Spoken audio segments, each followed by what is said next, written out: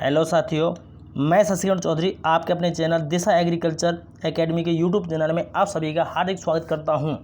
देखिए, आज मैं आप लोगों के लिए जो एग्रीकल्चर फाइनेंस है उसके बहुत इंपॉर्टेंट क्वेश्चन लेके आया हूं, जो आपके एग्जाम में बहुत ही हेल्पफुल होंगे।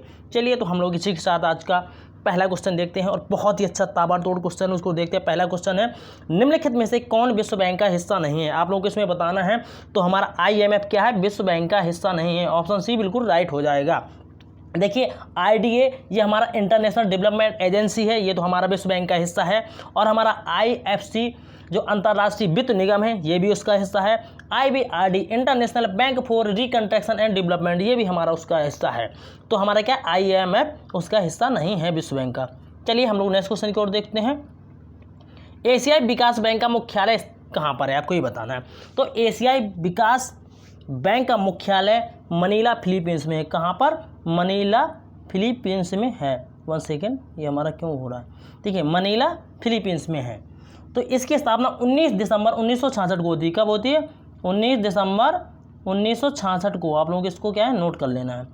चलिए नेक्स्ट क्वेश्चन को देखते हैं। निम्नलिखित में कौन सा ऋण भूमि विकास बैंकों द्वारा नहीं दिया जाता है? तो भूमि विकास बैंकों द्वारा दीर्घकालीन ऋण नहीं दिया जाता है। ओके, चलिए नेक्स्ट क्वेश्चन की ओर चलते हैं। भारत में सर्वप्रथम सहकारी समितियों की स्थापना की गई। सर्वप्रथम जो हमारी सहकारी समितियां हैं उसकी स्थापना की गई थी किसके लिए? साख समितियों के लिए। सहकारी समितियों की स्थापना 1904 में सहकारी साख एक्ट जो हमारा पास हुआ था उसके बाद इसकी स्थापना की गई थी। तो हमारा ऑप्शन ए बिल्कुल राइट होगा। चलिए नेक्स्ट क्वेश्चन की ओर देखते हैं। RBI का राष्ट्रीयकरण कब हुआ? आप लोग ये बताना कि RBI का है जो हमारा राष्ट्रीयकरण कब हुआ था? तो हमारा RBI का राष्ट्रीयकरण 1949 में होता है। कब होता है? 1949 में। ऑप्शन बी बिल्कुल राइट होगा। लेकिन देखिए इसके अब हम लोग फैक्ट देखते हैं। RBI की स्थापना 1934 का जो RBI एक्ट आता है उसके अनुसार 1 अप्रैल 1935 में होता है, हिल्टन यंग कमीशन की सिफारिश पर। और इसकी जो शुरुआत में मुख्यालय था वो कोलकाता में था, लेकिन 1937 से इसका मुख्यालय कहाँ पर? मुंबई में हो गया। और अभी तक कहाँ पर है? मुंबई में ही इसका मुख्यालय है। और इसका राष्ट्रीयकरण 1949 में होता है। चलिए नेक्स्ट क्वेश्चन की ओर चलते हैं। तकावी क्या है? तकावी क्या? सरकार द्वारा दिया गया ऋण है। ठीक है, तकावी हम क्या सरकार से ऋण लेते हैं उसको हमको लोग क्या तकावी बोलते हैं। और कर तो आप जानते हैं जो सरकार द्वारा टैक्स लगाया जाता है उसे कर बोलते हैं। बैंक समझते जानते ही यहाँ पर। और लगान क्या है? किसान के लिए एक छोटा सा ऋण होता है जो फसल के रूप में सरकार को किसान भुगतान करते हैं, उसको कहते हैं लगान। 7वां क्वेश्चन हमारा है, किसान की अदायगी क्षमता की जांच किस आधार पर की जाती है? जो अदायगी क्षमता है उसकी जांच फार्म का जो शुद्ध आय है उसके द्वारा की जाती है। ऑप्शन सी बिल्कुल राइट। चलिए नेक्स्ट क्वेश्चन की ओर। एक अनुसूचित बैंक क्या है? आपको ये बताना है कि एक अनुसूचित बैंक है क्या।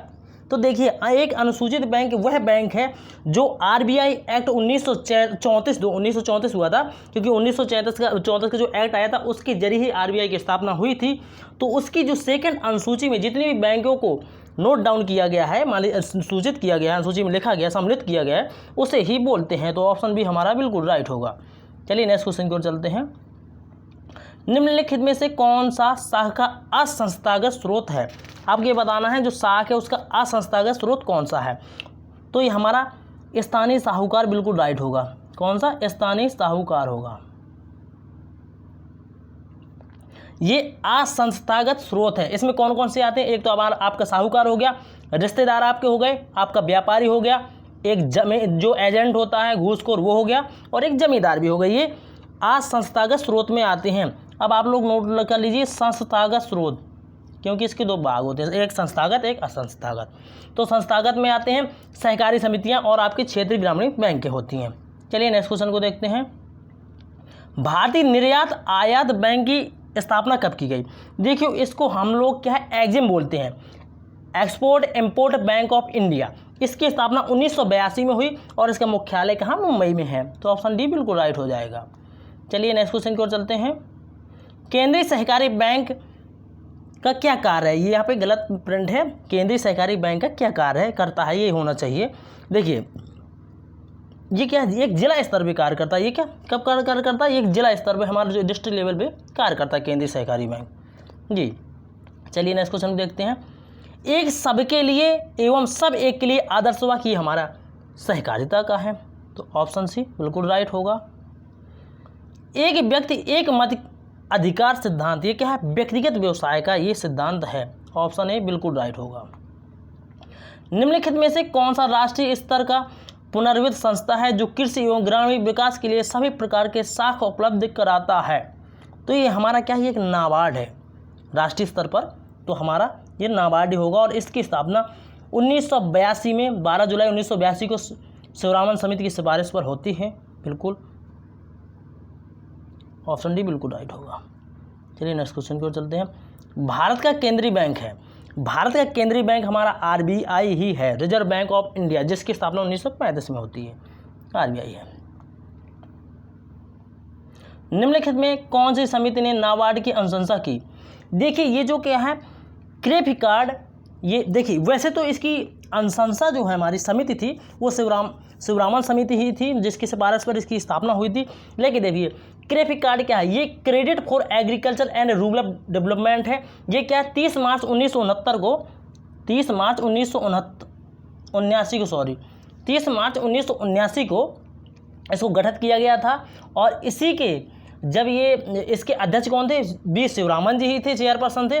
तो इन्होंने अपनी रिपोर्ट जो है 28 नवंबर 1979 को रिपोर्ट सौंपते हैं और इसी के जरिए क्या है नाबार्ड की स्थापना के लिए जो खबरें वो चलने लगती, तैयारियां शुरू हो जाती हैं।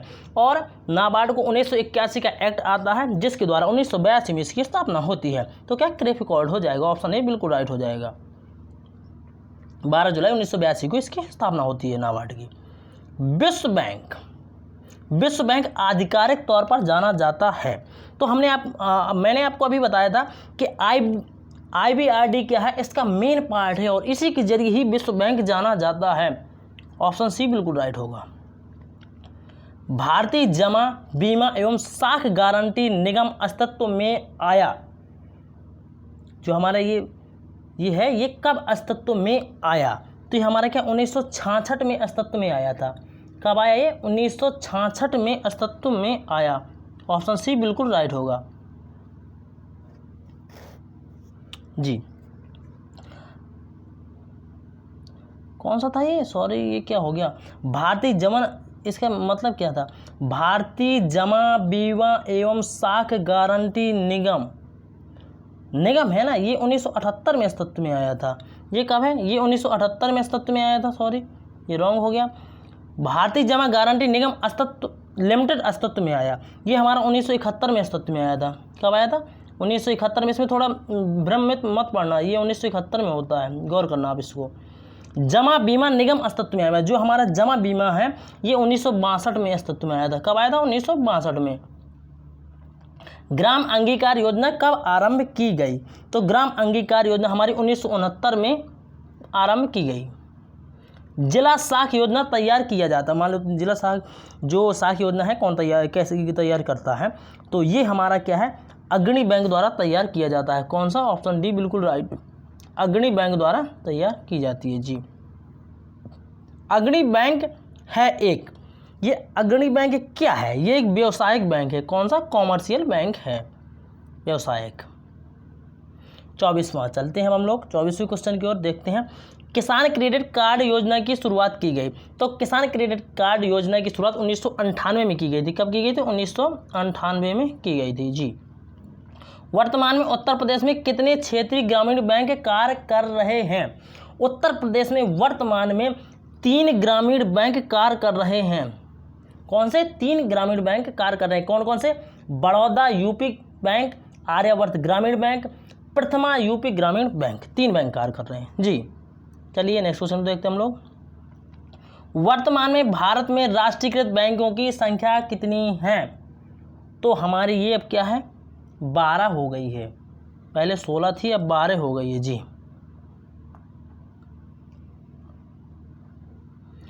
निम्नलिखित में से कौन सा बैंक इंडियन बैंक में विलय किया गया है? तो ये हमारा क्या? इलाहाबाद बैंक को इसमें विलय किया गया है जी।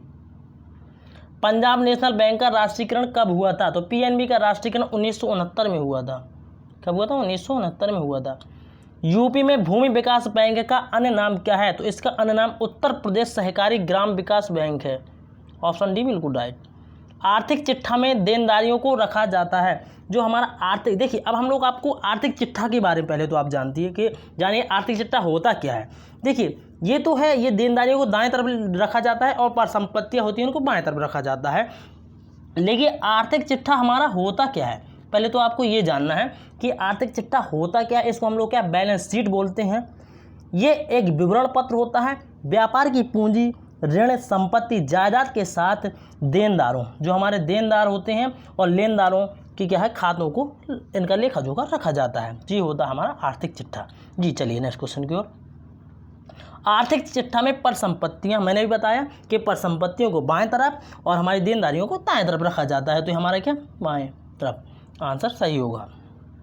आर्थिक चिट्ठा को अन्य नाम से जाना जाता है, तो आर्थिक चिट्ठा को नगद प्रवाह विवरण बोलते हैं, नगद प्रवाह विवरण कहा जाता है। जी निम्नलिखित में से कौन सा शाख चतुर्थ सी है। मान लिया आपको ये बताना है शाख का चतुर्थ सी होता है, वो क्या है, तो ये हमारा क्या है शर्तें हैं। जी निम्नलिखित में से कौन सा शाख का प्रथम सी है, तो ये हमारा चरित्र है, क्या कैरेक्टर है। जी निम्नलिखित में से कौन सा ऋणी की अदायगी क्षमता से प्रत्यक्ष रूप से संबंधित है, तो ये क्या है सकल आय, पारिवारिक खर्चे, फार्म की कार्यशील व्यय, ये क्या सभी हैं, तो ऑप्शन डी हमारा बिल्कुल राइट होगा। निम्नलिखित में से कौन शाख का प्रथम आर है, ये निवेश पर प्रतिफल, बिल्कुल राइट है। जी क्षेत्रीय ग्रामीण बैंक परिवर्तित होती है अनुसूचित व्यवसायिक बैंक द्वारा, बिल्कुल बिल्कुल राइट है, इसी के द्वारा। क्षेत्रीय ग्रामीण बैंकों की स्थापना, देखिए जो क्षेत्रीय ग्रामीण बैंकों की स्थापना की गई ये हमारे 1975 में की गई थी। आरआरबी की स्थापना 1975 में की गई थी। जी आरआरबी की स्थापना किसकी समिति के अनुशंसा पर की गई, तो ये हमारी क्या है एम नरसिम्हन समिति की अनुशंसा पर की गई। कौन सी, एम नरसिम्हन जो समिति उसी अनुशंसा पर की गई। और आरआरबी रीजनल रूरल डेवलप, जो रीजनल रूरल बैंक है इनकी स्थापना 26 सितंबर 1975 को की गई थी, 1975 को की गई थी। जी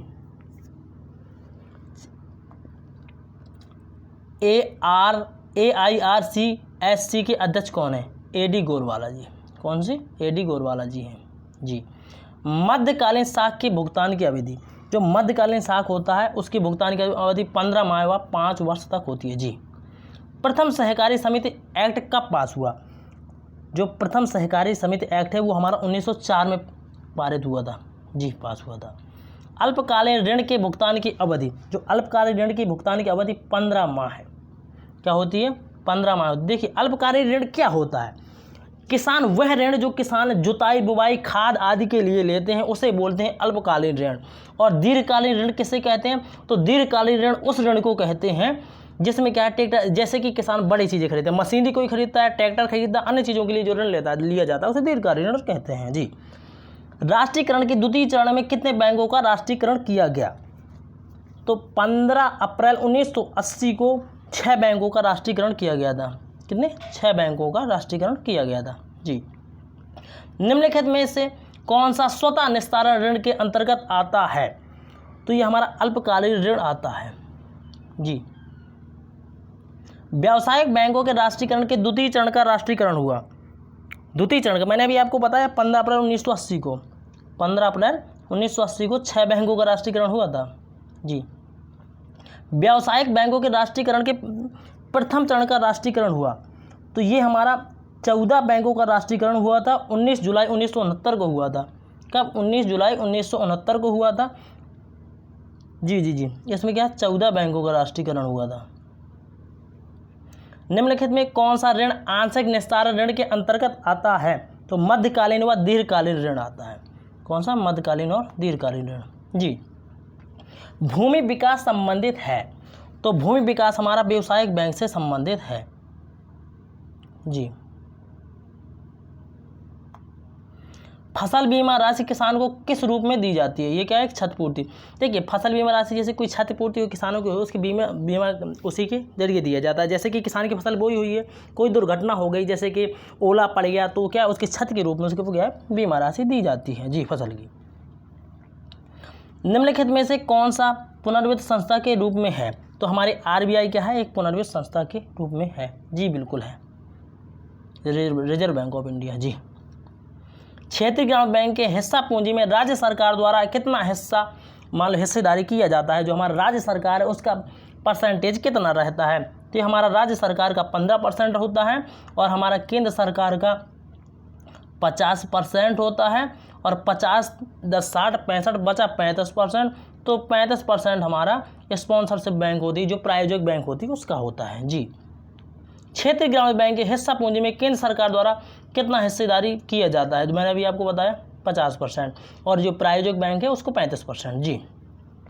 राष्ट्रीयकरण के प्रथम चरण में कितने बैंकों का राष्ट्रीयकरण किया गया, तो प्रथम उसमें 14 बैंकों का 19 जुलाई 1969 को हुआ था। कब हुआ था? 19 जुलाई 1969 को। जी। नाबार्ड बैंक का मुख्यालय कहाँ पर है, तो नाबार्ड का मुख्यालय हमारा कहाँ है? मुंबई में है। जी। निम्नलिखित में से किस कोष को नाबार्ड को हस्तांतरित कर दिया गया, तो राष्ट्रीय कृषि साख दीर्घकालीन कोष, राष्ट्रीय कृषि साख स्थायीकरण कोष, दोनों को क्या है? हस्तांतरित कर दिया गया। जी। निम्नलिखित में कौन सा नाबार्ड में मिला दिया गया? ARDC, ADC, RBCC, ये क्या सभी मिला दिए गए थे। जी।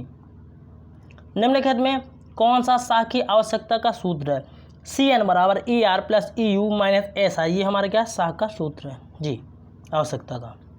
साख शब्द की उत्पत्ति देखिए, अब आपको बताना है कि साख शब्द की जो क्रेडिट शब्द है इसकी उत्पत्ति ये क्या लैटिन भाषा से होती है, और लैटिन भाषा का जो क्रेड है उससे होती है, और इसका क्रेड का मतलब होता है सौंपना, किसी को सौंपना। क्या क्रेडिट, क्या ऋण, क्या सौंपा जाता है। बैंक क्या जैसे ऋण हम लेने जाते हैं तो वो हमें सौंपती हैं। जी। तो ये हमारा क्या लैटिन भाषा का शब्द है। कृषि वित्त में जुड़ा होता है, तो कृषि वित्त हमारे क्या उधार ली गई पूंजी, बिल्कुल, और स्वयं की पूंजी दोनों क्या है? दोनों जुड़ी होती हैं।